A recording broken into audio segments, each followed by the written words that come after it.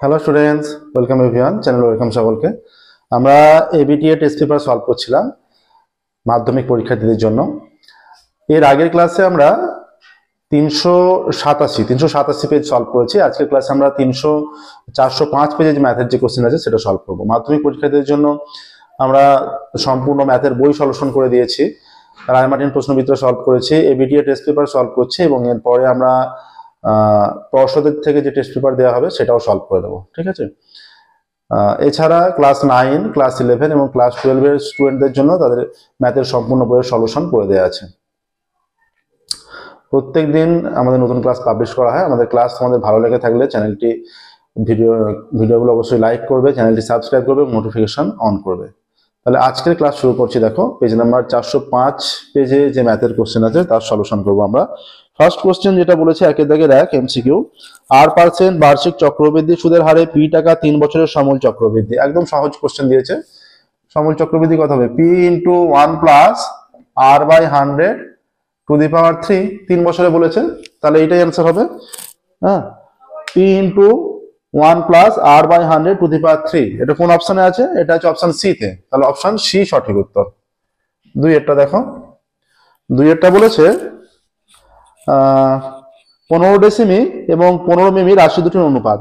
তাহলে অনুপাতে প্রকাশ করতে হলে খেয়াল রাখবে সবসময় একই এককে থাকতে হবে। যে সমস্ত মানগুলো নিয়ে অনুপাতে প্রকাশ করবে তাদের মানগুলো, যে সমস্ত মানগুলো নেবে সেগুলো একই এককে আগে আনতে হবে। কিন্তু এখানে একটা ডেসিমি, একটা মিলিমিটার আছে। এবার ডেসিমিটার সেন্টিমিটার, মিলিমিটার 2 ঘর গেলে মিলিমিটার হচ্ছে, তার মানে 1 ডেসিমিটার = 100 মিলিমিটার। তাহলে 15 ডেসিমি = 1500 মিলিমিটার।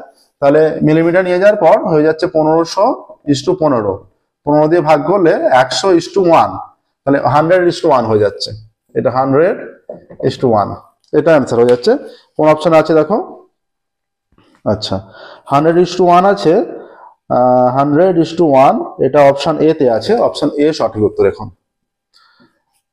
এখানে অপশন এ সঠিক উত্তর। এবার 3 এরটাই যাবো। দেখো দুটো হলো, 90 সেমি উচ্চতার একটি মেয়ে 1.2 মিটার পার সেকেন্ড বেগে হেঁটে চলেছে। যদি বাতিটি 3.6 মিটার উঁচুতে থাকে তবে 4 সেকেন্ড পর মেয়েটির ছায়ার দৈর্ঘ্য। ঠিক আছে, এই পজিশনে একটা বাতি আছে মনে করো, এখান থেকে হেঁটে চলেছে, এটা আমরা নাম দিচ্ছি, এইটা মনে করো মাঝ পজিশনে এখানে গেল, এইটা এ বি বাতি। হ্যাঁ, এখানে সিডি, এখান থেকে হেঁটে ওইদিকে যাচ্ছে, এটা এ বিন্দু, এখান থেকে হেঁটে এদিকে যাচ্ছে। ডি বিন্দুতে যখন গেল 4 সেকেন্ড পর ডি বিন্দুতে উপস্থিত, 4 সেকেন্ড পর ডি বিন্দুতে উপস্থিত।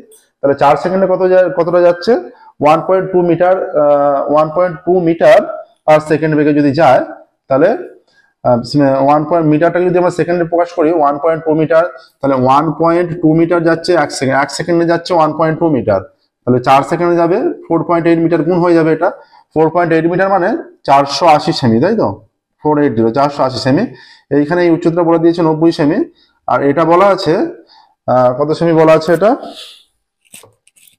এটা বলা আছে যে 3.6 মিটার। 3.6 মিটার মানে 360 সেমি। সবটা একই এককে নিয়ে যাচ্ছি। ঠিক আছে, এবার এখানে কি চাইছে? ছায়ার দৈর্ঘ্য। এবার এই অবস্থায় থাকা অবস্থায় ছায়ার দৈর্ঘ্য মানে ডিটাই ছায়ার দৈর্ঘ্য। এবার এখানে যে কন্ডিশনটা আমরা পাচ্ছি দেখো, এটা লম্ব, এটা লম্ব, তাহলে এই A B E O C D E দুটো ত্রিভুজের ক্ষেত্রে এই দুটো কোণ 90 ডিগ্রি, দুটো কোণ সমান হয়ে গেল। ই কোণটা দুটোতেই আছে, তাহলে উভয় দুটো করে কোণ সমান হয়ে গেল, অটোমেটিক্যালি তৃতীয় কোণটা সমান হয়ে যাবে। তাহলে এর এই কোণটার সঙ্গে এর এই কোণটা অটোমেটিক সমান হয়ে যাচ্ছে, তাহলে ত্রিভুজ দুটো সদৃশকোণী হয়ে যাচ্ছে। যেহেতু ত্রিভুজ দুটো সদৃশকোণী হয়ে যাচ্ছে, তার কন্ডিশনটা আমরা অ্যাপ্লাই করছি। দেখো এ বি ই, প্রথম ত্রিভুজের এই যে এ বি, তার সাপেক্ষে আনুপাতিক এইটা হচ্ছে সিডি, তাহলে A B by CD is equal to আমরা নিচ্ছি বিই বাই ছোট ত্রিভুজের ডি। ঠিক আছে, তাহলে এ বির মান 360। আচ্ছা, এ বি বাই সিডি, সিডির মান 90। আমরা বিটাকে যদি ভেঙে নিই, বিটাকে ভেঙে নিচ্ছি বিডি প্লাস ডিই, আর এটা হয়ে যাচ্ছে ডি। এটা কেটে দিলে 90 কে 4 হয়ে যাচ্ছে। 4 ইজ ইকুয়াল টু বিডির মান কত? 480 প্লাস ডিই বাই ডি। এই অঙ্কটা একটু অন্যরকম। এই ধরনের অঙ্ক আমরা অন্য কোনো পেজে পাইনি এখনো। এবার এটা কোনাকুনি গুণ করলে কি হচ্ছে? 4 DE is equal to 480 plus শুধুমাত্র ডি। ডিটা যদি বাঁদিকে আসে 4d মাইনাস ডি, 3d হয়ে যাচ্ছে, ইজ ইকুয়াল টু 480। তাহলে ডি এর মান কত? 480/3 ইজ ইকুয়াল টু 160। 160 হয়ে যাচ্ছে, 160 সেমি আসছে কিন্তু ছায়ার দৈর্ঘ্য। তাহলে এখানে কিন্তু মিটার এককে আছে 160 সেমি, মানে 100 দিয়ে ভাগ, তার মানে 1.6 মিটার হয়ে যাচ্ছে মিটারে প্রকাশ করলে। 1.6 মিটার আছে অপশন সি তে, অপশন সি সঠিক উত্তর, 1.6 মিটার। 1.6 মিটার ছায়ার দৈর্ঘ্য। ঠিক আছে, দেখো তাহলে এগুলো আনসার আসছে। ঠিক আছে, নেক্সট দেখো চারেরটায় যাবো আমরা। 1 + tan a 1 + tan b হয় বলে দিয়েছে। এই কোশ্চেনটা ইনকমপ্লিট কোশ্চেন আছে, এটা যেরকম অপশন আছে সেই অনুযায়ী কোশ্চেনটা যেটা হবে সেটা হচ্ছে বলে দিচ্ছি। দেখো এইটা ক্লাস 11 এর বইয়ের অঙ্ক, এখানে যদিও দেয়া আছে 1 + tan a 1 + tan b = 2 হবে। 2 এটা tan এর প্রমাণও আছে, এটা থেকে বলেছে tan a + b, tan a + b, এখানে একটা প্রমাণ আছে যে a + b 45 ডিগ্রি হলে দেখা হচ্ছে, এইটা দেখাতে বলেছে। ক্লাস 11 এর বইয়ে তোমরা এই কোশ্চেনটা পাবে। ঠিক আছে, ম্যাথের বই যদি সায়েন্স নিয়ে পড়ো তাহলে পাবে। এখান থেকে আমরা কিভাবে প্রমাণ করবো, দেখো এইটা কমপ্লিট কোশ্চেনটা হচ্ছে এইটা = 2টা ওখানে মিসিং আছে, = 2 হবে। ঠিক আছে, হলে tan a + b এর মান, tan a + b এর মান কিভাবে নির্ণয় করবো, যদি গুণ করে নি 1 এর সঙ্গে এটা গুণ পুরোটা, তাহলে 1 + tan b প্লাস tan এর সঙ্গে এটা tan a plus tan a tan b, tan a tan b = 2। তাহলে এখানে হয়ে যাচ্ছে, দেখো এটা হয়ে যাচ্ছে tan a plus tan 1 + tan a tan b মান কত আসছে, দেখো 1 + 1 - tan a tan b যদি আমরা করে নিই 2 - 1, ঠিক আছে, tan a plus tan b এর মান হয়ে যাচ্ছে, দেখো 2 - tan a tan b -1। তাহলে tan a plus tan b = এটা হচ্ছে 1 - tan a tan b। এতটা মনে রাখো। ঠিক আছে, এতটা যদি মনে রাখতে পারো, এই ফর্মুলাটা তোমাদের মনে রাখতে হবে। tan a + b এর ফর্মুলা, এটা যদিও ক্লাস 11 এর formula, tan a plus tan b by 1 minus tan a tan b, এটা মনে রাখলে হবে, কারণ এটা তো 1 নম্বরের কোশ্চেন, তোমরা রাফলি ক্যালকুলেশন করবে, কোষে দেখানোর দরকার নেই।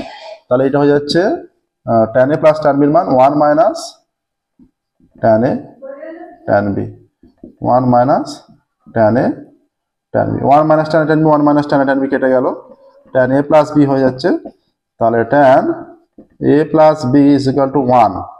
ঠিক আছে, tan a plus b 1 হলে tan a plus b কত, tan 45 এর মান 1। তাহলে উভয় দিক দিয়ে, আচ্ছা tan a plus b এর মানই তো চেয়েছে 1, এইটা 1 অ্যান্সার আসছে। দেখো কোন অপশনে আছে এটা 1, এটা আছে অপশন ডি তে 1, 4 এর অপশন ডি 1। নেক্সট দেখো 5 এর কি বলেছে। 5 এর বলে দিয়েছে 2x সেমি ব্যাসার্ধ এবং x সেমি উচ্চতা বিশিষ্ট একটি লম্ববৃত্তাকার চোঙকে গলিয়ে গোলক তৈরি করা হলে গোলকের ব্যাসার্ধ কত হবে। আচ্ছা, চোঙ আর গোলক, আমরা গোলকের ব্যাসার্ধ মনে করে নিচ্ছি r সেমি। তাহলে গোলকের ব্যাসার্ধ যদি আমরা r সেমি মনে করে নিই, গোলকের আয়তন কত হবে, হয়ে যাচ্ছে 4/3 পাই r³ হয়ে গেল।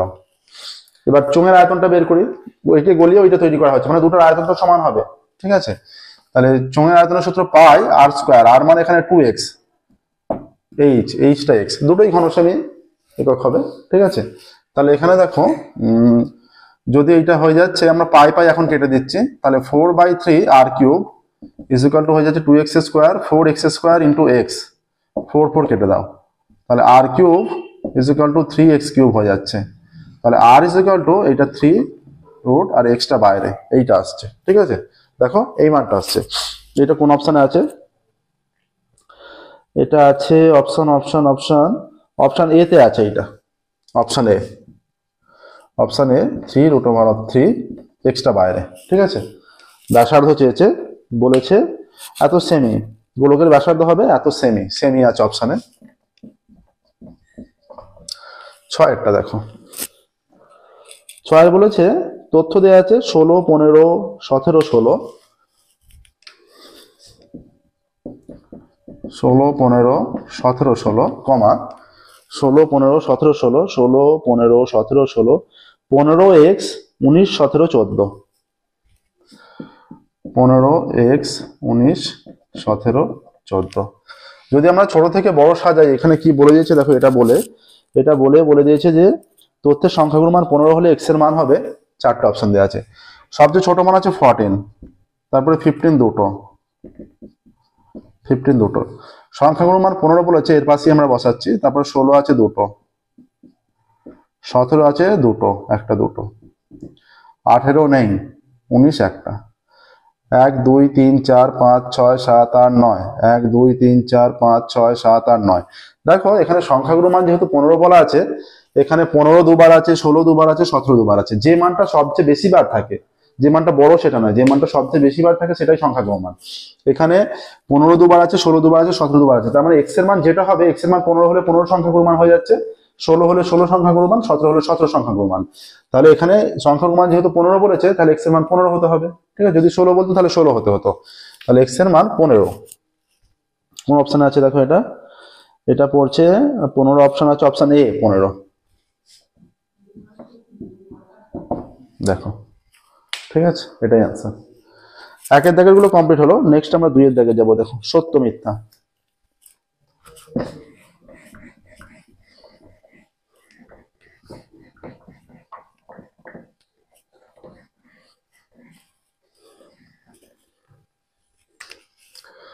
দুইয়ের দাগের এক একটা শূন্যস্থান পূরণ।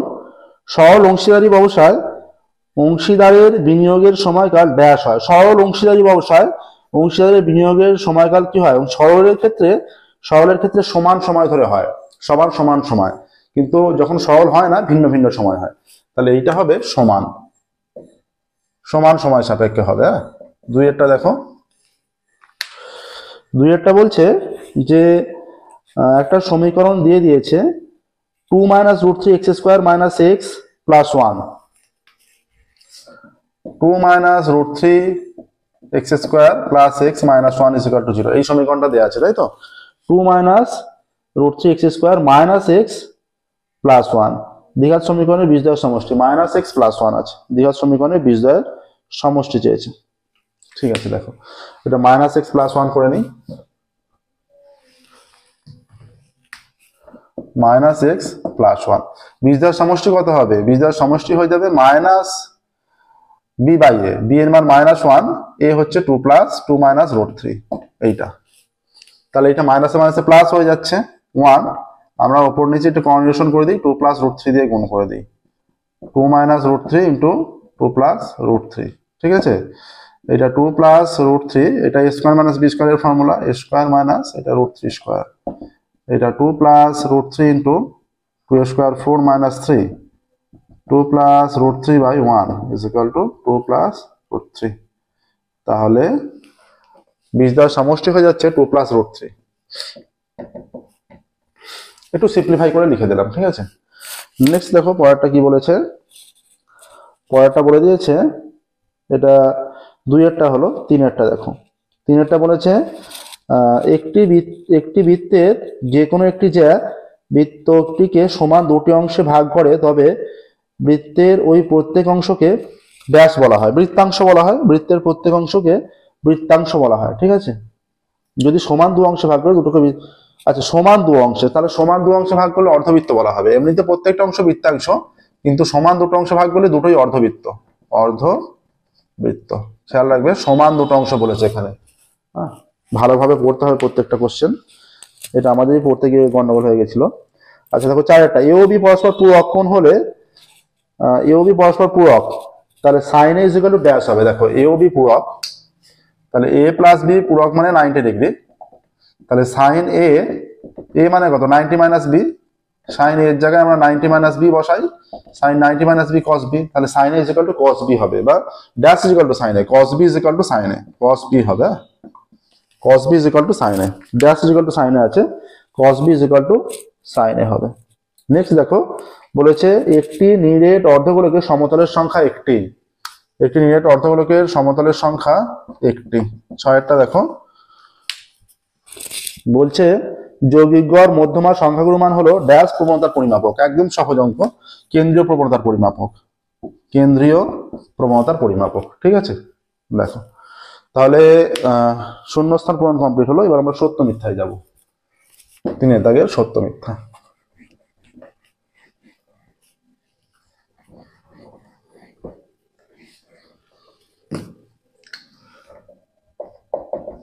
একেরটা কি বলেছে দেখো, তিনের দাগের একে, আসল ও বার্ষিক শতকরা সুদের হার একই থাকলে, আসলটা আর বার্ষিক শতকরা সুদের হার একই থাকছে, তাহলে মোট সুদ সময়ের সাথে ব্যস্ত অনুপাতে থাকে। দেখো আসল আর সুদের অনুপাত যদি থাকে দুটো একই, তাহলে 5 বছরে আমরা যা সুদ পাবো 10 বছরে বেশি সুদ পাবো, তাহলে সরল অনুপাতে থাকবে, কিন্তু এখানে ব্যস্ত বলে দেওয়া আছে। ঠিক আছে, এটা স্বাভাবিক বুদ্ধি, তোমার প্রত্যেকেই বের করে নিতে পারবে যে এটা থাকলে সরল অনুপাতে হবে, কিন্তু এখানে ব্যস্ত বলে আছে, তাই এই কারণে মিথ্যা।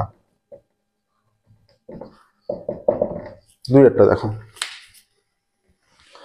দুইয়েরটা বলছে অর্ধবৃত্ত অপেক্ষা বৃহত্তর বৃত্তাংশস্থ কোণ স্থূল কোণ হয়। বৃহত্তর হলে সূক্ষ্ম কোণ হয় সর্বদা, এটা আমরা আগেও পেয়েছি, এই কোশ্চেন আলোচনা করেছি। বৃহত্তর হলে সূক্ষ্ম কোণ এবং ক্ষুদ্রতর হলে স্থূল কোণ। ঠিক আছে, এইগুলো আমরা প্রয়োগেও প্রমাণ করে দিয়েছি। গুরুত্বপূর্ণ প্রয়োগগুলো দেখবে প্লেলিস্টে 30টা মতো প্রয়োগ প্রমাণ করা আছে, তার মধ্যে এইগুলো আছে, তার স্টেটমেন্ট গুলোই তুলে ধরেছে। ঠিক আছে, প্রত্যেকটা প্রয়োগের স্টেটমেন্ট গুলো মনে রাখা উচিত, যাতে শর্ট কোশ্চেন গুলো পারো। প্রয়োগের স্টেটমেন্ট থেকেও শর্ট কোশ্চেন আসে বা উপপাদ্যের স্টেটমেন্ট থেকেও শর্ট কোশ্চেন আসে। আচ্ছা, এটাও তাহলে মিথ্যা হলো। মনে রাখবে বৃহত্তর হলে সূক্ষ্ম কোণ, ক্ষুদ্রতর হলে স্থূল কোণ সর্বদা।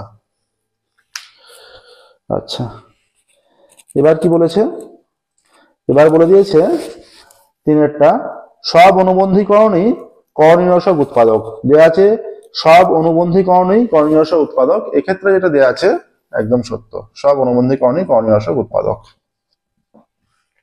আচ্ছা, চারেরটা দেখো কি বলেছে, চারের বলেছে সূর্যের উন্নতিকোণ 30 ডিগ্রি থেকে 60 ডিগ্রি হলে একটি পোস্টের ছায়ার দৈর্ঘ্য দ্বিগুণ হয়।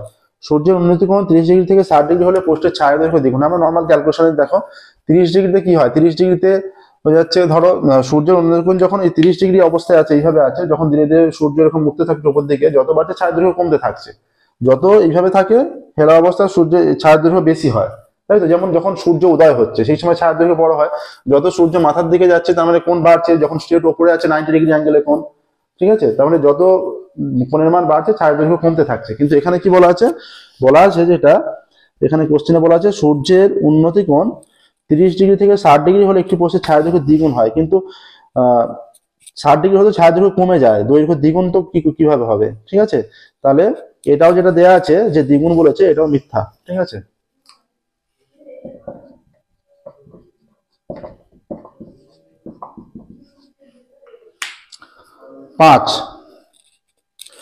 5 দেয়া আছে একটি লম্ববৃত্তাকার শঙ্কুর উচ্চতা ও ভূমির ব্যাসার্ধ সমান হলে, লম্ববৃত্তাকার শঙ্কুর উচ্চতা ভূমির ব্যাসার্ধ সমান হলে শঙ্কুর শীর্ষকোণের মান 90 ডিগ্রি হবে। দেখো আমরা ক্যালকুলেশন করছি, এটা একটা শঙ্কু, উচ্চতা আর ব্যাসার্ধ সমান।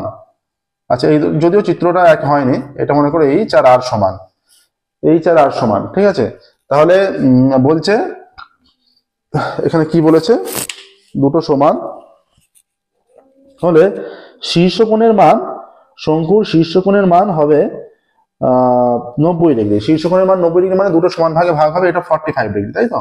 তাহলে এর সাপেক্ষে এটা এল, তাহলে এর সাপেক্ষে লম্ব বাই ভূমি, এটা এর সাপেক্ষে, তাহলে অতিভুজ হয়ে গেলে tan 45 is equal to r by h হয়ে যাচ্ছে 1। ঠিক আছে, হ্যাঁ সমান হচ্ছে এটা, আর বাই এটার মান tan 45 এর সাপেক্ষে লম্ব বাই ভূমি হচ্ছে আর বাই এইচ, তাহলে 1 is equal to r by h, তাহলে আর ইজ ইকুয়াল টু এইচই হয়ে যাচ্ছে।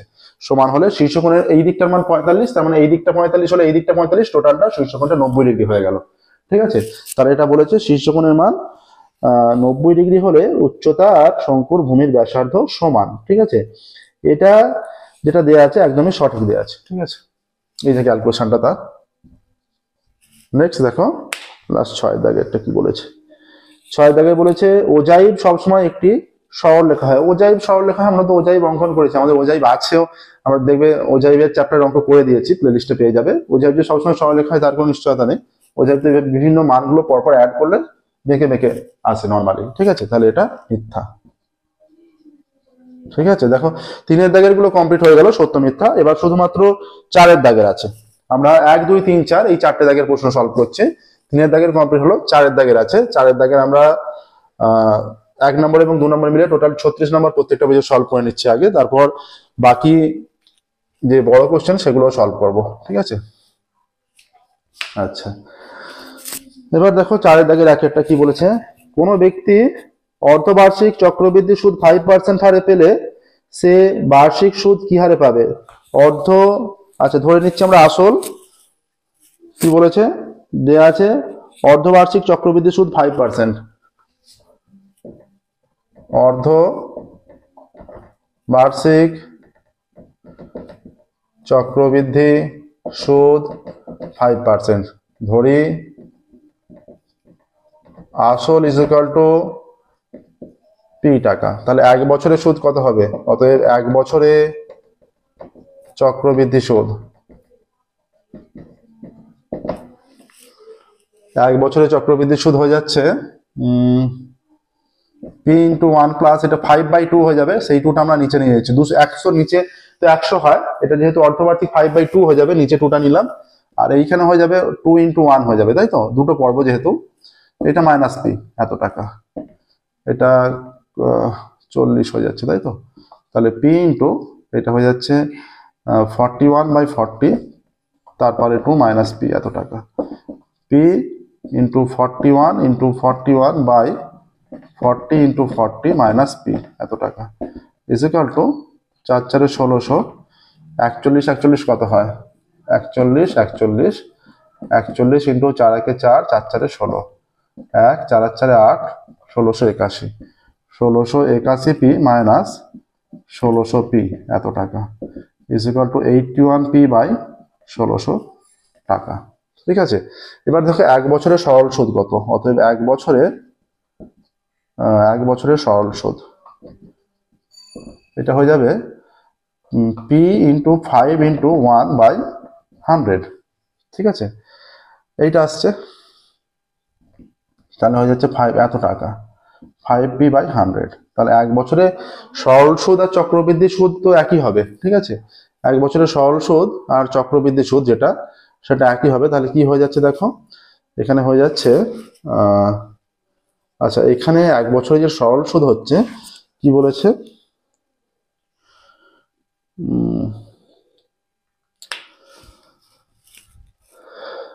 তাহলে এখানে এই দুটো যে পেলাম, এক বছরের মাথায় চক্রবৃদ্ধি সুদ সরল সুদ সমান হবে, তাহলে শর্তানুসারে অতএব কি হবে? অতএব 5p/100 is equal two 81p/1600, P P কেটে দাও, দুটো শূন্য কেটে দিলাম, ঠিক আছে। এখানে তো যেটা মিসিং কি আছে, এখানে বলেছে, আচ্ছা বলছে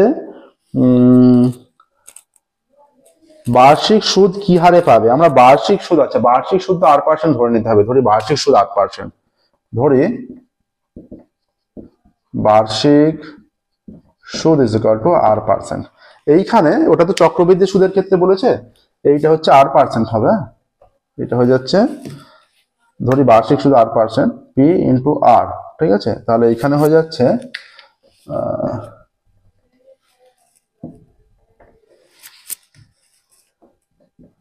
পিআর, কারণ চক্রবৃদ্ধি সুদের ক্ষেত্রে বার্ষিক চক্রবৃদ্ধি সুদ 5%, সেটা সরল সুদের ক্ষেত্রে বলেনি, সরল সুদের ক্ষেত্রে আমরা আর ধরে নিচ্ছি, ঠিক আছে। তাহলে এটা পিআর হলো, হ্যাঁ, তাহলে এখানে পিপি কেটে দেওয়া হলো, 0 কেটে দেওয়া আছে, তাহলে 16 আর ইজ ইকুয়াল টু 81, তাহলে আর ইজ ইকুয়াল টু 81/16, অতএব আর ইজ ইকুয়াল টু ভাগ করলে দেখো এখানটা ভাগটা করে নিচ্ছি, 81 5 16 80, 1 দশমিকের জন্য 0, আবারও ছোট 0 খাচ্ছে, 6 16 96, ঠিক আছে, 4 দশমিকের জন্য 0, 16 দুগুণে 32, 8 0 5 5, তাহলে আর ইকুয়াল হয়ে যাচ্ছে 5.0625, ঠিক আছে। এবার স্টেটমেন্টটা তোমরা লিখবে, স্টেটমেন্ট আমরা লিখছি না, স্টেটমেন্টটা তোমরা লিখে দেবে যে বার্ষিক সুদের হার হবে 5.0625%, স্টেটমেন্ট অবশ্যই লিখবে বার্ষিক সুদের হার হবে 5.0625%, ঠিক আছে। দেখো প্রসেসটা, চক্রবৃদ্ধি সুদের ক্ষেত্রে,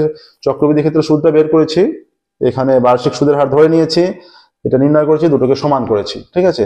এর প্রসেস যেহেতু এক বছরের মাথায় সরল চক্রবৃদ্ধি সমান হয়, সেটাই চেয়েছে। এবার দেখো কি বলেছে, 2-এরটায় যাব,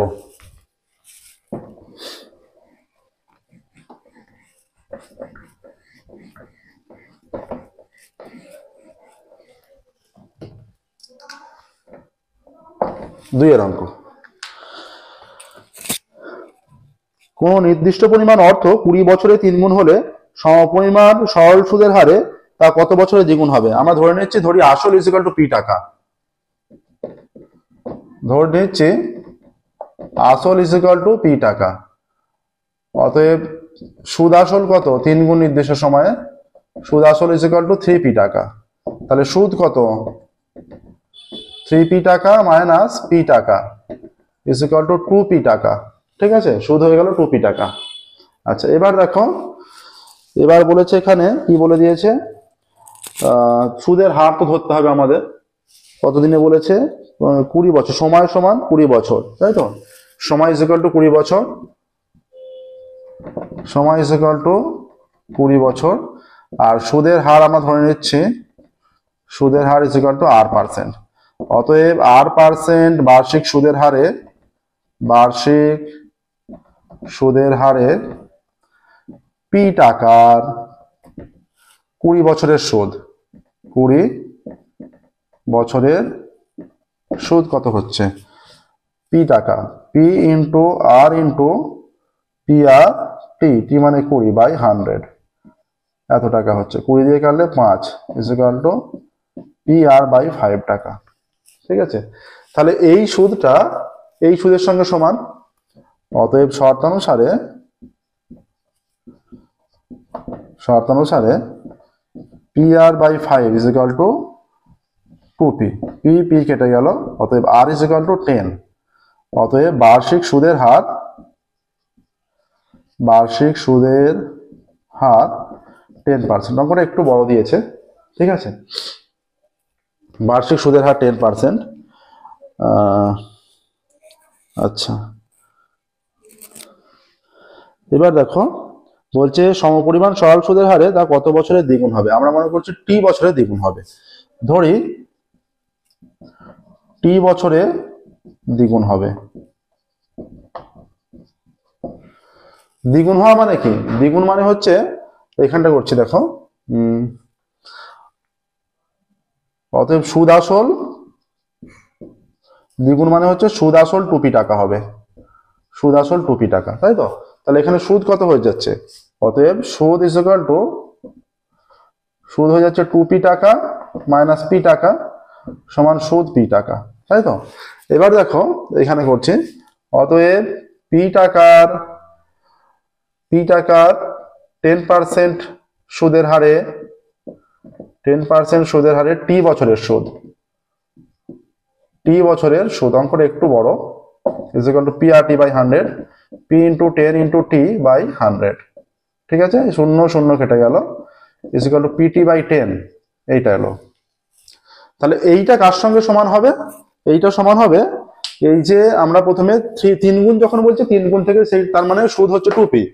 তাহলে আমরা সুদের হার ধরে নিয়েছি, সুদের হার ধরে নিয়ে আমরা সুদটা বের করে নিয়েছি, সুদটা 2pর সঙ্গে সমান হচ্ছে, সুদের হারটা বের করে নিয়েছি। এবার আমরা ধরছি টি বছরে দ্বিগুণ হবে। দ্বিগুণ মানে সুদ আসলে দ্বিগুণ হচ্ছে, 2p হয়ে যাচ্ছে। 2p হলে সুদ কত হচ্ছে? 2p মাইনাস পি, আসল পি, তাহলে সুদও হয়ে যাচ্ছে পি টাকা। তাহলে এখানে সুদ আমরা জেনে গেছি। এবার 10% আমরা টি বছরে, 10% টি বছরে পি টাকা সুদটা বের করে দুটো সুদ সমান করে দিই। অতএব শর্তানুসারে হয়ে যাচ্ছে, দেখো যদি এবার এখানে করি ক্যালকুলেশনটা, এটা কার সঙ্গে সমান এসছে? এইটা হয়ে যাবে, যখন দ্বিগুণ হচ্ছে তখন সুদের সঙ্গে সমান, তখন সুদ এইটা। অতএব শর্তানুসারে PT by 10 is equal to P, P কেটে দাও, অতএব টি ইজ ইকুয়াল টু 10। ঠিক আছে, স্টেটমেন্ট লিখবে তোমরা, স্টেটমেন্ট আমরা এবারও লিখছি না, স্টেটমেন্ট লিখবে যে 10 বছরে দ্বিগুণ হবে, 10 বছরে দ্বিগুণ হবে। ঠিক আছে, স্টেটমেন্ট অবশ্যই লিখবে 10 বছরে দ্বিগুণ হবে।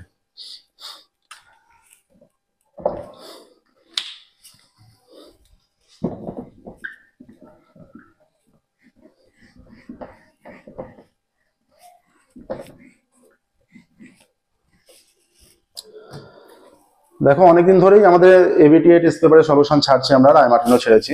যারা আমাদের চ্যানেলের সাপোর্টে আছে, যারা রিসেন্টলি কমেন্ট করেছে শুভজিৎ দত্ত, আমাদের ইউটিউব চ্যানেলের জন্য বেস্ট অফ লাক জানিয়েছে, অনেক ধন্যবাদ শুভজিৎ দত্তকে। ধন্যবাদ জানাই আমাদের স্টুডেন্ট কৌস্তব আদক, ধন্যবাদ জানাই আমাদের স্টুডেন্ট অরিন ভট্টাচার্যকে। তো তোমরাও যারা কমেন্ট করতে থাকছো তারা তোমাদের আমাদের জিমেল থেকে নামটা পারফেক্ট পাচ্ছি না, তোমার কমেন্টের পর তোমাদের নামটাও আমাদের জানাও, ঠিক আছে? তাহলে আমরা কমেন্টে এখানে ক্লাসের মাধ্যমে তোমাদের থ্যাঙ্কস দিতে পারবো, ঠিক আছে? পরবর্তীকালে একসঙ্গে তো সকলের নাম নেওয়া সম্ভব নয়, পরবর্তীকালে তোমাদেরও নাম নিতে পারবো এবং তোমাদের ধন্যবাদ জানাতে পারবো। তোমরা যারা কমেন্ট করছো বিভিন্ন রকম বা বিভিন্নভাবে কি হলে ভালো হয় সেটা সাজেস্ট করছো, সেটা অবশ্যই তোমরা বলার পর তোমাদের নামটা মেনশন করো সেখানে, ঠিক আছে? কারণ জিমেল থেকে আমরা সবসময় নামটা পাচ্ছি না। তো শুরু করছি, দেখো পরবর্তীকালে আমরা আরো নাম নিতে থাকবো তোমাদের। পরের কোশ্চেন 3 এর দাগেরটা কি বলেছে? 3 এর দাগেরটা বলেছে যে a এর মান কত হলে x স্কোয়ার মাইনাস a এর মান কত হলে x square minus 3a minus 1x। আচ্ছা, কোশ্চেন ইকুয়েশনটা বড় আছে, দেখো ইকুয়েশনের x square minus 3a minus 1 into x square minus 3a minus 1 into x, তারপরে আছে plus 2a square plus 2a minus 11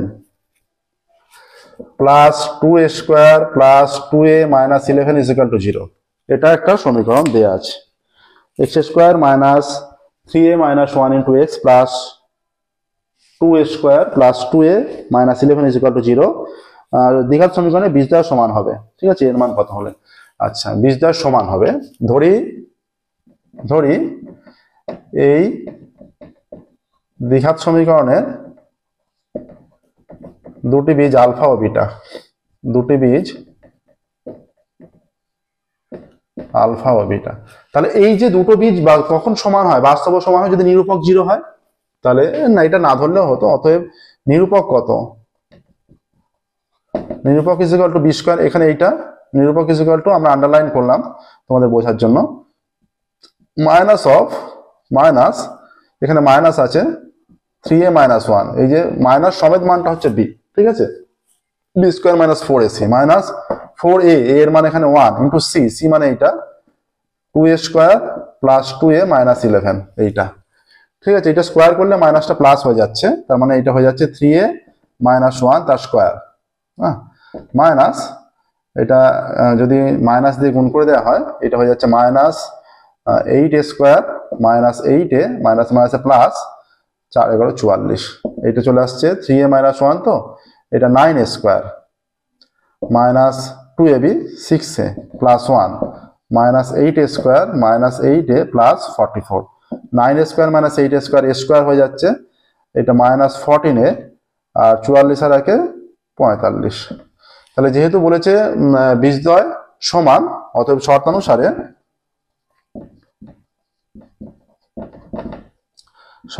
a square minus 14a plus 45 is equal to 0, ঠিক আছে? তাহলে মিডল ফ্যাক্টর করলে কত কত আসছে দেখো।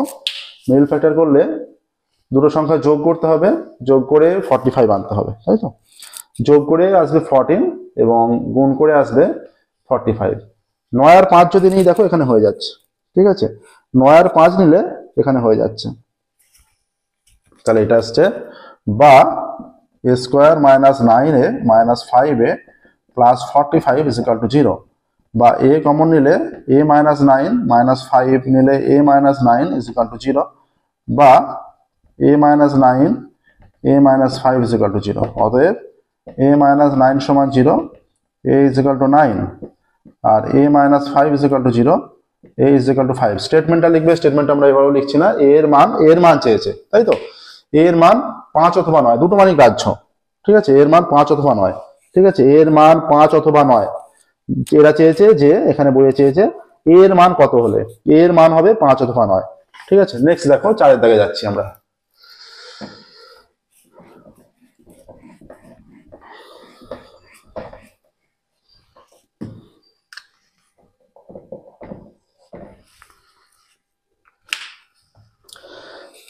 বলছে এক্স ও রুট ওয়াই এর তৃতীয় সমানুপাতে নির্ণয় করো। আমরা ধরে নিচ্ছি, ধরি এক্স ও রুট ওয়াই এর তৃতীয় সমানুপাতে এ ধরে নিচ্ছি, তাহলে এর মানটা নির্ণয় করব, ঠিক আছে? অতএব X is to root Y is equal to root Y is to A. অতএব X by root Y is equal to root Y by A. তাহলে কোনাকুনি গুণ করলে X A is equal to root Y into Y Y. অতএব A is equal to Y by X. অতএব নির্ণয় তৃতীয় সমানুপাতি এক্স ও রুট ওয়াই এর তৃতীয় সমানুপাতি স্টেটমেন্ট লেখো। এক্স ও রুট ওয়াই এর তৃতীয় সমানুপাতি হলো এক্স ও রুট ওয়াই এর তৃতীয় সমানুপাতি ওয়াই বাই এক্স।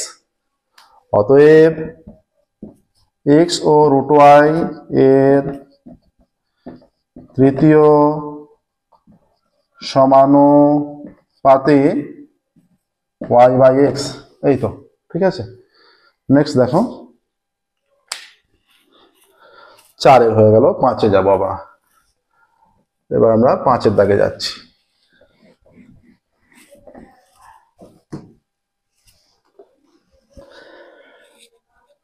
পাঁচের দাগে আছে দুটি বৃত্ত বহিঃস্থভাবে পরস্পরকে স্পর্শ করেছে, বৃত্ত দুটির কেন্দ্রদ্বয়ের দূরত্ব 7 সেমি। একটি বৃত্তের ব্যাসার্ধ 4 সেমি হলে অপর বৃত্তের ব্যাসার্ধ কত হবে? একদমই সহজ অঙ্ক।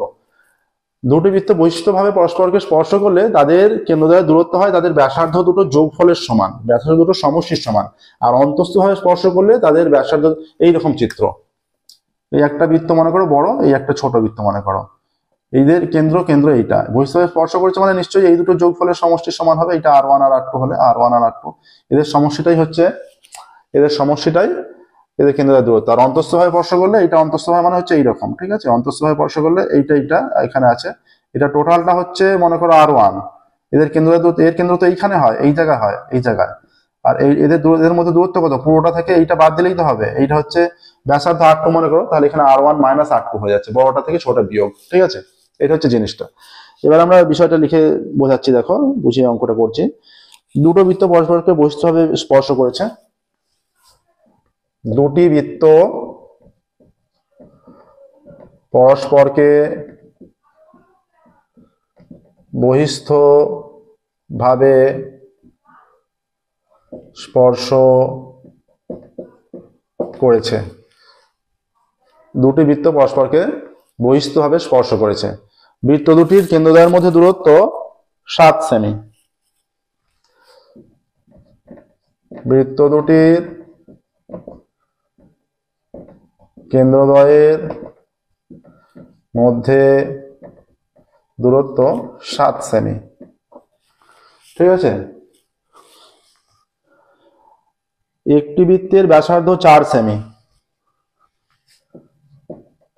একটি বৃত্তের ব্যাসার্ধ সমান 4 সেমি। এটা দেখো 2 নম্বর অঙ্ক, একটু লিখে করতে হবে, না হলে 2 এ 2 পেয়ে উঠবে না। যেভাবে লিখে করতে হবে সেইভাবে আমরা করে দিচ্ছি। আমরা জানি দুটি বৃত্ত পরস্পরকে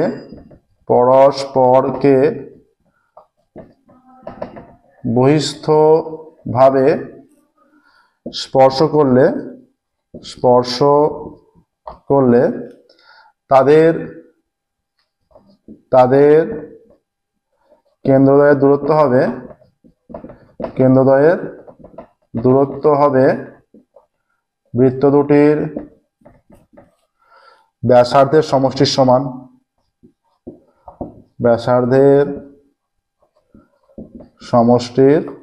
সমান, ঠিক আছে। এবার একটি বৃত্তের ব্যাসার্ধ বলা আছে, তাহলে অপর বৃত্তের ব্যাসার্ধ ধরি। অপর বৃত্তের ব্যাসার্ধ ইজ ইকুয়াল টু 8 সেমি।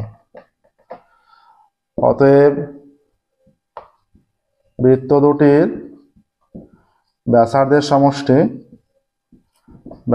সমষ্টি কত? এটা 4 আর এটা আর 4 প্লাস 8 সেমি। অতএব শর্তানুসারে 4 plus r is equal to 7 বা r is equal to 7 minus 4। অতএব আর ইজ ইকুয়াল টু 3। অতএব অপর বৃত্তের ব্যাসার্ধ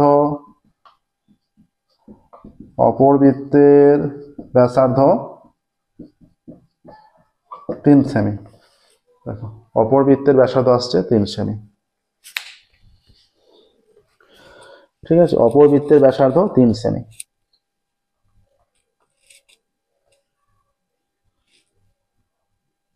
নেক্সট দেখো এটা 5-এর হয়ে গেল, 6-এর অঙ্কে যাবো। 6-এর অঙ্কে কি বলেছে দেখো, নেক্সট 6-এর, 5-এর হয়ে গেল, 6-এর।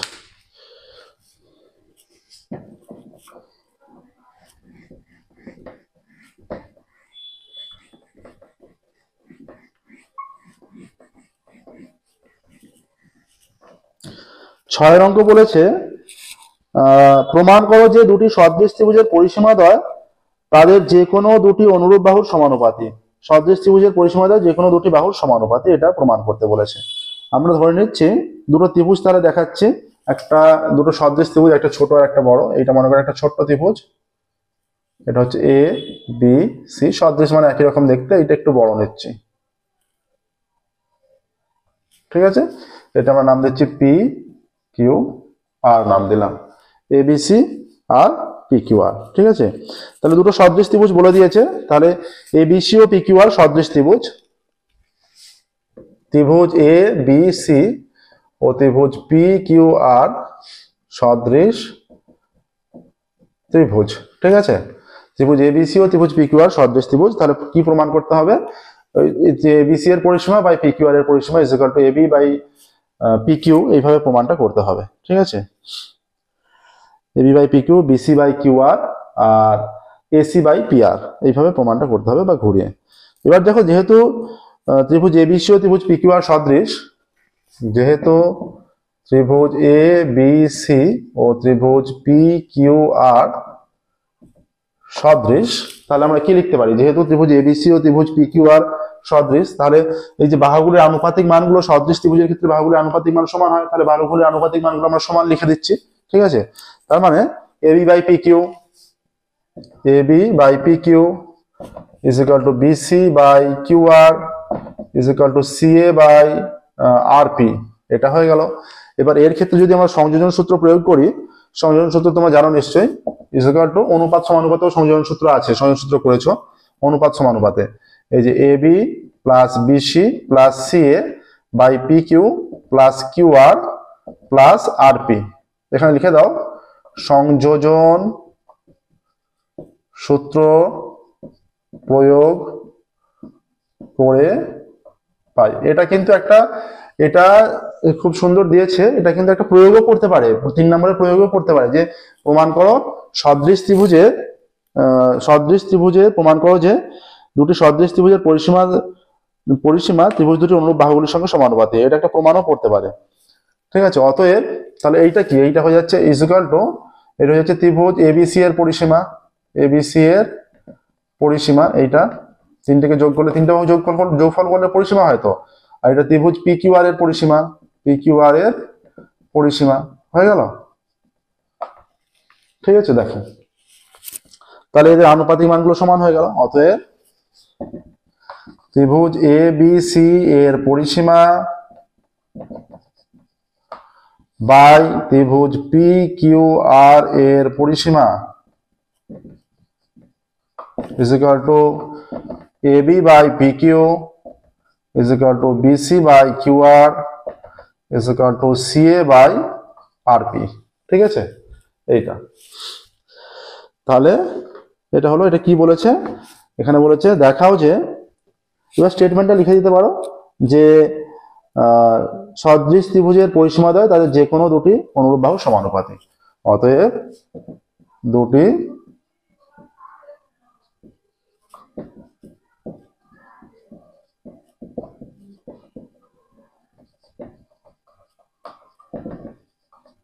তাদের যে কোনো দুটি অনুরূপ বাহুর সমানুপাতিক। সদৃশ ত্রিভুজের পরিসীমা দেয় তাদের যে কোনো দুটি অনুরূপ বাহুর সমানুপাতিক, যে কোনো দুটি অনুরূপ বাহুর সমানুপাতিক, ঠিক আছে। প্রমাণ হলো। নেক্সট দেখো 7এরটায় যাব। যে কোনো দুটি, মানে আমরা 3টে কন্ডিশনই দেখিয়েছি, যে কোনো দুটো হয় এই দুটো বা এই দুটো বা এই দুটো, যে কোনো কিছু বলা যাবে, ঠিক আছে। নেক্সট দেখো 7এরটা।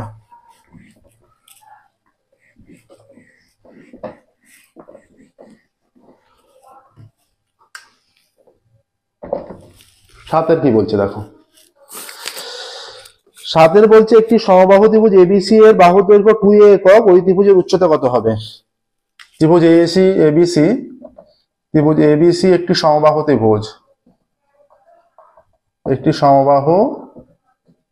ত্রিভুজ, ঠিক আছে। সমবাহু ত্রিভুজের বাহু দৈর্ঘ্য 2a একক। ত্রিভুজটির প্রতিটি বাহু, সমবাহু ত্রিভুজের 3টে বাহু সমান হয়, প্রতিটি বাহু ইজ ইকুয়াল টু 2a একক। এটা একদম সহজ দিয়েছে, ঠিক আছে। প্রতিটি বাহু ইজ ইকুয়াল টু 2a একক, এত সহজ থাকে না সচরাচর। প্রতিটি বাহু 2a একক, তাহলে ওই ত্রিভুজের উচ্চতা কত হবে? অতএব ত্রিভুজটির উচ্চতা, সমবাহু ত্রিভুজের উচ্চতার সূত্র কি? √3/2 ইন্টু বাহু, √3/2 ইন্টু বাহু, তাই তো। আর ক্ষেত্রফল √3/4 ইন্টু বাহু স্কয়ার। এখানে উচ্চতা চেয়েছে, তাহলে √3/2 ইন্টু বাহু মানে 2a এত একক। 2 কেটে গেল, হয়ে যাচ্ছে √3a একক। অতএব সমবাহু ত্রিভুজের উচ্চতা, সমবাহু ত্রিভুজটির উচ্চতা ইজ ইকুয়াল টু √3a একক। সমবাহু ত্রিভুজটির উচ্চতা √3a একক, ঠিক আছে। সমবাহু ত্রিভুজটির উচ্চতা হয়ে যাচ্ছে √3a একক। দেখো, বা এর √3ও বলতে পারো, মানে এটা কিন্তু রুটের বাইরে, এটা কিন্তু রুটটার বাইরে, এটা খেয়াল রাখতে হবে, ঠিক আছে। নেক্সট দেখো, এটা 7 হলো। 8 অঙ্কে যাব। 8 অঙ্ক কি বলেছে? cos a - b এর মান বলে দিয়েছে, cos a + b এর মান বলেছে, a ও b উভয় ক্ষুদ্রতম ধনাত্মক মান নির্ণয় করো। cos a - b R cos a + b বলা আছে। সহজ অঙ্ক হবে আশা করি। দেখো, cos a - b is equal two কত? cos a - b √3/2, তাই তো। cos a - b is equal two cos কতর মান √3/2? cos 30 ডিগ্রির মান √3/2। অতএব a - b is equal to 30 degree. এটাকে 1 নাম্বার দাও। a - b ইজ 30 আর 30। আর দেয়া আছে cos a + b is equal two কত? a + b is equal to half দেয়া আছে, হাফ। অতএব cos a + b কত? cos 60, তাই তো। অতএব cos 60 মান হাফ, sin 30 মান হাফ, cos 60 মান হাফ। অতএব a + b কত? 60। এটাকে 2 নাম্বার দাও। 1 + 2 করছি আমরা, 1 + 2 করে পাই a - b is equal to 30 আর a + b is equal to 60। b কেটে গেল, 2a ইজ ইকুয়াল টু 60 + 30 90, তাহলে a ইজ ইকুয়াল টু 90/2। অতএব a is equal two 45, a is equal two 45। আচ্ছা, 2a a সমান 45 বসিয়ে পাই, a সমান 45 বসিয়ে পাই, তাহলে এটা 45 plus a is equal to 60। অতএব a ইজ ইকুয়াল টু 60 - 45, তাহলে a ইজ ইকুয়াল টু 15, ঠিক আছে। অতএব কি বলেছে? বলেছে a ও b এর মান চেয়েছে, তাই তো। a ও b এর মান চেয়েছে, তাহলে a ইজ ইকুয়াল টু 45। কি বলেছে এখানে? বলছে a ও b উভয়ের ক্ষুদ্রতম ধনাত্মক মান। অতএব এর নিচে লিখবে, অতএব a এর মান 45 ডিগ্রি এবং b এর মান 15 ডিগ্রি। a এর মান 45 ডিগ্রি, b এর মান 15 ডিগ্রি, ঠিক আছে। দেখো এটা কতটা হলো? এটা হয়ে গেল 8-এরটা হয়ে গেল। 9-এর দেখো এবার। 9-এর বলেছে কোন ত্রিভুজের কোণগুলির অনুপাত এত এত এত। এখানে কোণগুলির অনুপাতই তো দেয়া নেই, কোণগুলি যে নির্ণয় করব কোণগুলির অনুপাতই তো দেয়া নেই। বলেছে কোন ত্রিভুজের কোণগুলির অনুপাত কিছু দেয়াই নেই, এটা মিসিং আছে। কোন ত্রিভুজের কোণগুলির অনুপাত এত এত এত, ওই ত্রিভুজের বৃহত্তম কোণটির বৃত্তীয় মান। দেখো কোণগুলির অনুপাত যাই থাকুক, আমরা প্রসেসটা বলে দিচ্ছি এটা কিরকম হবে। ধরো আমি একটা উদাহরণ তুলেই বলে দিচ্ছি। ধরো কোন ত্রিভুজের কোণগুলির অনুপাত, মনে করো এর ক্ষেত্রে আছে কোণগুলির অনুপাত, ধরো দেওয়া আছে, আমি একটা উদাহরণ তুলে করেই দিচ্ছি। ত্রিভুজের কোণগুলির অনুপাত, ত্রিভুজের কোণগুলির অনুপাত ইজ ইকুয়াল টু আমরা মনে করছি 1:2:3 দেওয়া আছে, ঠিক আছে। 1:2:3 এখানে কি বলেছে, ত্রিভুজের কোণগুলির অনুপাত এত, ওই ত্রিভুজের বৃহত্তম কোণটির বৃত্তীয় মান। তাহলে যার আনুপাতিক মান বেশি সেই কোণটাই সবচেয়ে বড় হবে। এখানে কার আনুপাতিক মান বেশি, যেটা শেষে আছে 3, এটা এই কোণটাই সবচেয়ে বড় হবে। অতএব বৃহত্তম কোণের মান, অতএব ষষ্ঠিক পদ্ধতিতে, অতএব বৃহত্তম কোণের মান কত, এটা 3 ওপরে আর 3 আর 2 5 আর 1 6 ইন্টু 180 ডিগ্রি, 6 দিয়ে কেটে গেলে 30 degree is equal to 3 3 90 degree. এটা বৃহত্তম কোণের মান হচ্ছে 90 ডিগ্রি, ঠিক আছে। এবার লিখবে, এবার কি করবে, বৃত্তীয়, এটা তো ষষ্ঠিক পদ্ধতিতে মান এলো, বৃত্তীয় পদ্ধতিতে মান চেয়েছে। তাহলে বৃত্তীয় পদ্ধতিতে মান নেওয়ার জন্য আমরা কি জানি, আমরা জানি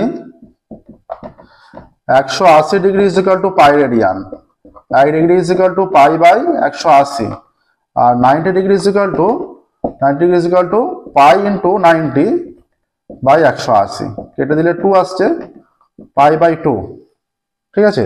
অতএব ত্রিভুজের বৃহত্তম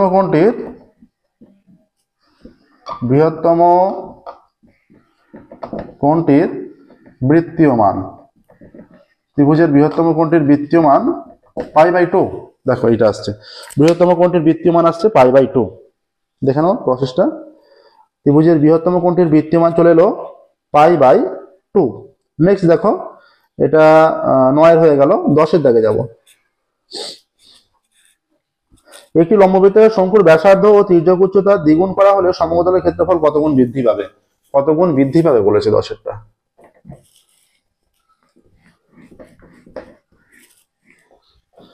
লম্ববৃত্তাকার শঙ্কুর কি কি দ্বিগুণ করা হয়েছে, লম্ববৃত্তাকার শঙ্কুর ব্যাসার্ধ আর তির্যক উচ্চতা দ্বিগুণ করা হলো। তাহলে বলেছে সমগ্রতলের ক্ষেত্রফল কত গুণ বৃদ্ধি পাবে। ধরি লম্ববৃত্তাকার শঙ্কুর, ধরি লম্ব বৃত্তাকার শঙ্কুর ব্যাসার্ধ আর একক এবং তির্যক উচ্চতা ইজ ইকুয়াল টু এল একক, ঠিক আছে। অতএব লম্ব বৃত্তাকার শঙ্কুর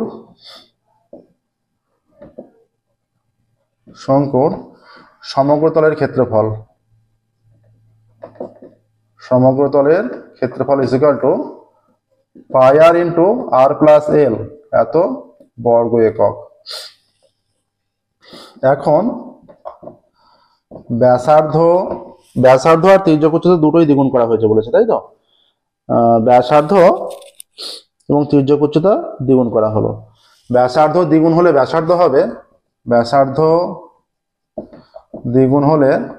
ব্যাসার্ধ সমান 2 আর একক, আর তির্যক উচ্চতা দ্বিগুণ হলে তির্যক উচ্চতা সমান 2l একক, ঠিক আছে। অতএব এখন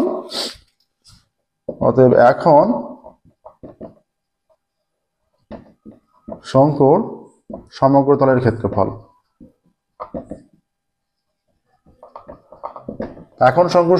ক্ষেত্রফল, পাই ইন্টু এখানে 2r হয়ে যাবে, pi into 2r plus 2l হয়ে যাচ্ছে, এত বর্গ একক, ঠিক আছে, এত বর্গ একক হয়ে যাচ্ছে। তাহলে ভেতর থেকে যদি আমরা 2 কমন নিই, তাহলে সামনে একটা 2 পাই আর চলে আসছে, ইন্টু 2 আবার কমন, আর প্লাস এল বর্গ একক, 2 গুণ করলে 4 পাই R into R plus L বর্গ একক, ঠিক আছে। তাহলে বৃদ্ধি পেয়ে 4 গুণ হয়ে যাচ্ছে, কতটা বৃদ্ধি পাচ্ছে, অতএব সমগ্রতলের ক্ষেত্রফল বৃদ্ধি পাচ্ছে। অতএব সমগ্রতলের ক্ষেত্রফল বাড়লো কত বর্গ একক, 4 পাই R into R plus L বর্গ একক minus pi R into R plus L বর্গ একক is equal to 3 pi R into R plus L বর্গ একক।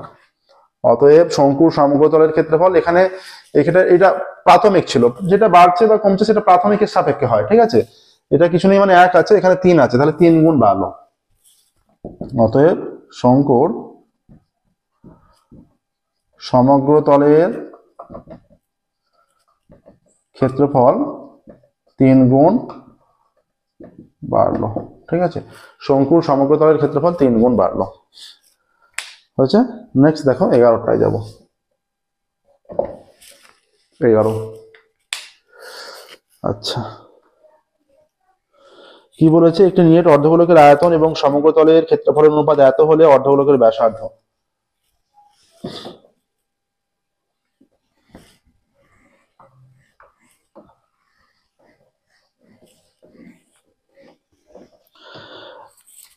ধরি নিরেট অর্ধগোলকের ব্যাসার্ধ r একক। ধরি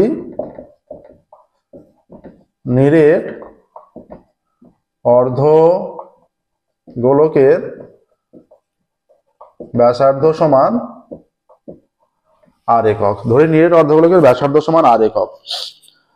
অতএব নিরেট অর্ধগোলকের আয়তন, অতএব নিরেট অর্ধগোলকের আয়তন কত হবে? সম্পূর্ণ গোলকের 4/3 পাই r cube, অর্ধগোলকের 2/3 pi r cube, 2/3 pi r cube ঘন একক। ঠিক আছে, নিরেট অর্ধগোলকের আয়তন 2/3 পাই r কিউব ঘন একক। আচ্ছা, অর্ধগোলকের সমগ্র তলের ক্ষেত্রফল, অতএব নিরেট অর্ধগোলকের সমগ্র তলের ক্ষেত্রফল ইজ ইকুয়াল টু অর্ধগোলকের সমগ্র তলের ক্ষেত্রফল। অর্ধগোলকের ক্ষেত্রে সমগ্র তলের ক্ষেত্রফল কত হচ্ছে? এটা এই দেখো, এইটা অর্ধগোলক, তো সম্পূর্ণ গোলকের মানে এই অংশটা, তখন এইটা থাকছে না, মাঝের দাগটা থাকছে না, সেটা 4 পাই r স্কয়ার। এবার যখন অর্ধ হয়ে যাচ্ছে, সেই এইটার জন্য 2 পাই r স্কয়ার প্লাস এই পার্টটা আছে, এইটা পাই r স্কয়ার, তাহলে 3 পাই r স্কয়ার হয়ে যাচ্ছে তখন। ঠিক আছে, অর্ধগোলকের সমগ্র তলের ক্ষেত্রফল 3 পাই r স্কয়ার এত বর্গ একক। ঠিক আছে, অতএব শর্তানুসারে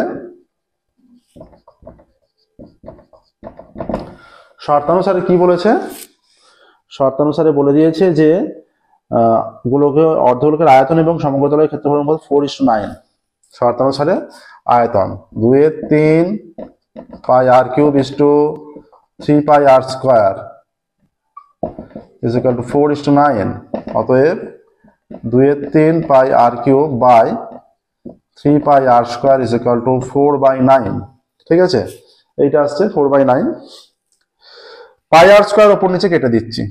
ঠিক আছে, এই 3টা এখানে আছে মানে নিচে চলে আসবে, তাহলে 2r হয়ে যাচ্ছে উপরে, আর নিচে 3 × 3 9 হয়ে যাচ্ছে, এই 3টাও নিচে আসবে, 3 × 3 9 ইজ ইকুয়াল টু 4/9। উভয় দিকে 9 9 কেটে দিলে 2r ইজ ইকুয়াল টু 4। অতএব r ইজ ইকুয়াল টু 4/2।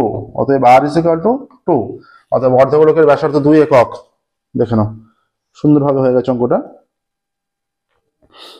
ঠিক আছে, অর্ধগোলকের ব্যাসার্ধ 2 একক।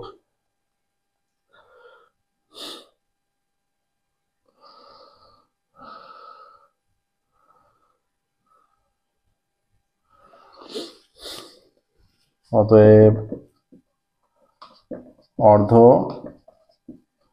অর্ধগোলকের ব্যাসার্ধ ইজ ইকুয়াল টু 2 একক।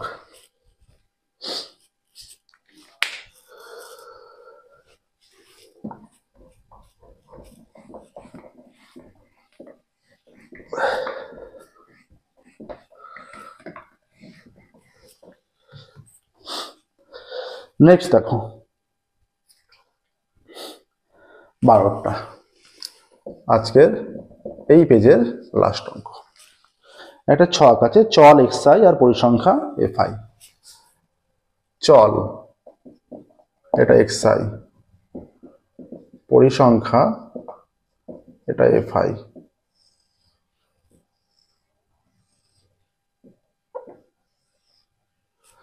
এটা fi xi। ঠিক আছে, কি কি মান দেয়া আছে দেখো। চলে আছে 10 15 a 25 35। 10 15 a 25 35। এটা হবে summation of F I is equal to, এটা summation of F I X I is equal to, ঠিক আছে। আচ্ছা এবার দেখো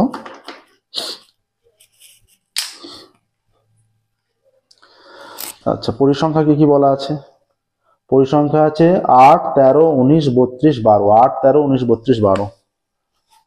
8, 13, 19, 32, 12, ঠিক আছে। এখানে বলে দিয়েছে তথ্যের গড় 20.6 প্রদত্ত, তথ্যের গড় 20.6, তাই তো। 20.6 হলে এর মান 20.6। এটা কত আসছে দেখো, এখানে আসছে 8, 8 আর 3, 8 আর 3 11, 11 আর 9 20, 20 আর 2 22, 22 আর 2 24, 4 আর থেকে 2, 2 আর 1 3, 3 আর 3 6, 7 8 84, ঠিক আছে। এটা 8 10 80 হয়ে যাচ্ছে। এটা 15 × 13, 15 10 150 আর 3 15 45, তাহলে 195 হয়ে যাচ্ছে। গুণটা কিভাবে করবে দেখো, 15টা আছে 13 বার, প্রথম 10টা 15কে গুণ করে নিলে গুণটা কিভাবে করবে, মুখোমুখি 15টা 13 বার আছে, প্রথম 10টাকে নিলে 150 হলো, 3টে 15 নিলে 45 হয়, তাহলে 150 আর 45 যোগ করে দাও 195। এটা গুণ করে দেখবে 195 আসবে, এটা আমরা মুখে মুখে বের করে দিলাম, এইভাবে মুখে মুখে বের করতে হয়, ঠিক আছে। এটা আসছে 19 হবে 19, ঠিক আছে। এই যে 25 দেখো, আমরা জানি 4 25 100, তাহলে 4টে 25 নিলে 100 হচ্ছে, এখানে 32টা 25 আছে, তাহলে 32টা 25 নিলে 32কে 4 দিয়ে ভাগ করে দাও 800, ঠিক আছে। এটা বিভিন্ন অঙ্কের বিভিন্ন এরকম প্রসেস আছে। এটা দেখো 35টা 12, তাহলে 10টা 35 নিলে 350 আর 2টা 35 70, 350 প্লাস 70 420, সহজে হয়ে গেল। এর যোগফলটা কত আছে দেখো, এই 19 এটা পড়ে থাকবে, 19 এটা আলাদা, প্লাস এটা 0 0 5 5 2 আর একটা 10, 10 আর 9 19 9, 2 আর 8 10, 10 আর 9 19 9, হাতে থাকে 1, 10 আর 9 19 9, হাতে থাকে 1, 1 থেকে 2, 2 আর 8 10, 10 আর 4 14, ঠিক আছে। এবার লেখো, আমরা জানি এর নিচে লিখবে, আমরা জানি x bar is equal to summation of F I X I by summation of F I. তাহলে x বারের মান কত, অতএব 20.6 is equal to F I X I হচ্ছে 19a plus 1495, 19a plus 1495 by 84, এইটা আসছে, ঠিক আছে। এবার দেখো এটা গুণ করলে কত আসছে, অতএব 19a plus 1495 is equal to 20.6 into 84, দশমিক তুললে এটা 10 হয়ে যাচ্ছে, সম্পূর্ণটা কাটছে না, 84 হচ্ছে, ঠিক আছে। মানগুলো কত আছে দেখো, এক্সাক্ট এটাই আছে।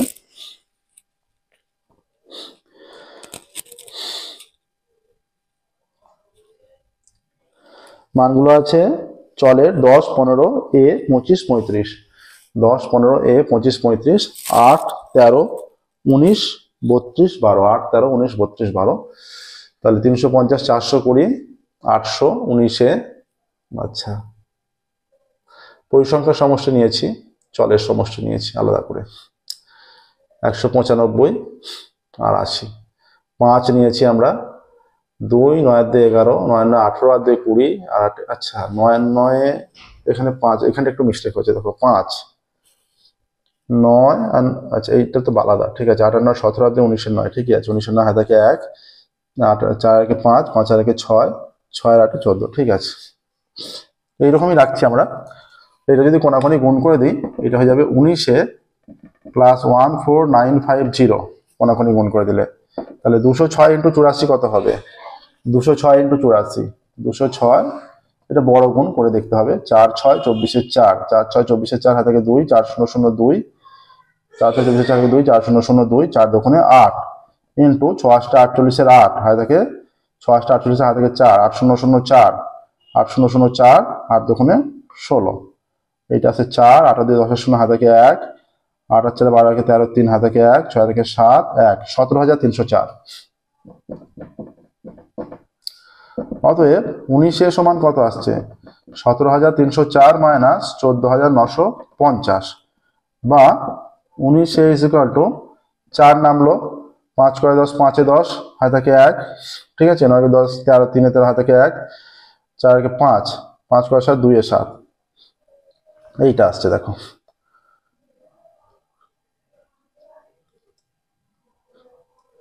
তাহলে a ইকুয়াল টু আসছে 2354/19, ঠিক আছে, 2354/19, এটা ভাগ করলে কত আসছে 2354/19, 19 দিয়ে ভাগ করলে 2354, ঠিক আছে।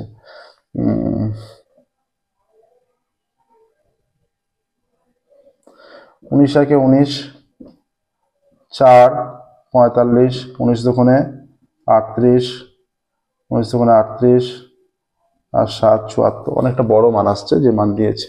আরো একবার দেখে নিচ্ছি, দেখো আমরা এটাই মান আসবে যেটা আমাদের সিম্পলিফাই করে, ঠিক আছে। যৌগিক গড় 20.6, তথ্যের যৌগিক গড় 20.6 হলে এর মান আসছে 2354/19, ঠিক আছে, 2354/19। 10, 15 a 25, 35, 10, 15 a 25, 35, 8, 13, 19, 32, 12, 8, 13, 19, 32, 12, ঠিক আছে।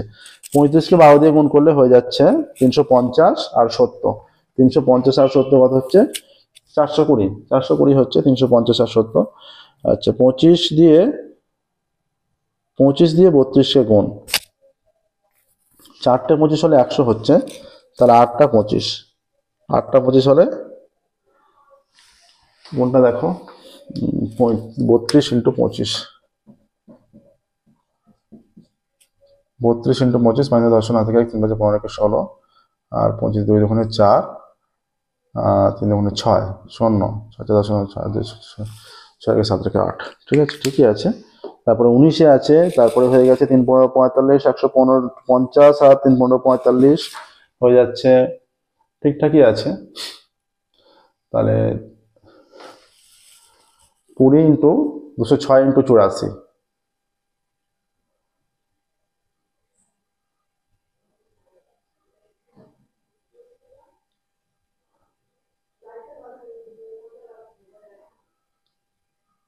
ঠিকঠাক আছে, 17,304ই আসছে গুণটা করে। আচ্ছা, এটা বাই 10 এসছে দশমিকের জন্য, কোনাকুনি গুণ করা হয়েছে, এটা 100, এইখানটা একটা মিস্টেক হয়েছে, এইটা কোনাকুনি গুণ করলে এটা 190 হয়ে যাবে, এটা 190 এ হয়ে যাবে, এইটা হবে, যেটা মিস্টেক হয়েছে এইটা হবে দুটোর সঙ্গেই গুণ হবে, তো এটা 190 এ, ঠিক আছে। তাহলে এটা 190 এ, এইটা আসছে 190 এ ইজ ইকুয়াল টু এইটা আসছে, তাহলে এইখানে হয়ে যাবে 190 এ, দুটোর সঙ্গে গুণ হবে 190 এ, আর 14,950 বিয়োগ করলে এইটা আসছে, এখানে 190 হয়ে যাবে। 190 দিয়ে হলে কত আসছে দেখো, 190 দিয়ে হলে এটা 1 খাচ্ছে 190, 5, 9 করে 13, এটা 5 আসছে, 9 করে 13, 9 এটা 5 আসছে, 9 করে 4 13, হাতে 1, এটা 4 নেমে গেল। এবার 4 নেমে গেল, এটা কত খাচ্ছে এখানে, 4 নেমে গেলে 19, 3 19 57, 19 দুগুণে 38, তাহলে 2 খাচ্ছে 380, 12 পয়েন্ট সামথিং হচ্ছে, ঠিক আছে, 12 পয়েন্ট সামথিং অ্যান্সার আসবে। এটা 4 নামছে, 8 7 15 হাতে 1, 4 দশমিকের জন্য 0, ঠিক আছে। আবার 3 19 57, 4 19 76, 3 19 57, 570, ঠিক আছে, 12.3 বা 12.4 এরকম অ্যান্সার আসছে, ঠিক আছে, 12.3 বা 12.4 এরকম অ্যান্সার আসছে, ঠিক আছে। দেখে নাও প্রসেসটা। অ্যান্সারটা লিখবে যে কি বলেছে, এর মান 12.4ই আসবে, ঠিক আছে, এর মান লিখবে 12.4। দেখে নাও। আজকের ক্লাস আমরা এখানেই স্টপ করবো, পরবর্তী ক্লাসে 405-এর যে পরবর্তী পেজ সেটা আমরা সলভ করবো। যারা কমেন্ট করতে থাকছো তারা কমেন্টে তোমাদের নামগুলো মেনশন করো, অবশ্যই আমরা তোমাদের ধন্যবাদ জানাতে চাই, সেই কারণে তোমাদের কমেন্টের সাথে সাথে আমাদের সাথে থাকো, সাপোর্ট করো এবং তোমাদের কমেন্টের সাথে সাথে নামগুলো মেনশন করো। আজকের ক্লাস আমরা এখানেই স্টপ করবো। ক্লাস ভালো লেগে থাকলে অবশ্যই লাইক করবে, চ্যানেলটি সাবস্ক্রাইব করবে, নোটিফিকেশন অন করবে, ঠিক আছে। আজকে এখানেই স্টপ করছি, পরবর্তী ক্লাসে পরের পেজটা সলিউশন করবো, ঠিক আছে। Thank you very much everyone.